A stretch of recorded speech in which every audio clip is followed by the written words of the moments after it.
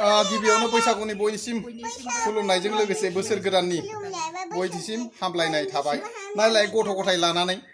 गावसो होंगो दोंगो बैसागु जानो मोना नै हिनजावखौबो लानानै मोसानो सानदोंमोन मोसानोबो हाया ओंखारबाय दा होमबाबो बाबथाबफाना दं नालाय लानानै ओंखारलांसै रायजोफोर जाहाथे थांनाय बोसोरथ' बारग'लांबाय दा नै खामानि दामानि गथ' गथाय लानानै दिनै 2 तारिख जालायबाय बैसागनि गैया ओंखारनो मोनाखै दिनै बुरिखौ लानानै एसे ओंखारलांसारदों नै बाबथाबफालायबाय गोरलै गोरलाम नुवाखै एसे नंखायनो न'आवनो एसे होबाय लामसाम बेदरै जौयै एसे खालामखांबाय नालाय एसे मोसानो सानदों रायजोफोर गाज्रा मोनसै नै एसे मोसानोसै नायदो नायलाय मा खालामनो बेखौ दा बैसागु जाथावला गथ' गथाय लानानै एंगारलांनोबो हाला ओरैनोबा माबा माबिबो मोसौ थोसौबो खावलाबायो गथ'फोरखौ लांबा उनाव बे जारला जागोन खांखानाय दा नंखायनो जा हायो बे गथ'खौनो लानानै एसे बैसागुनि रंजासैलै रायजोफोर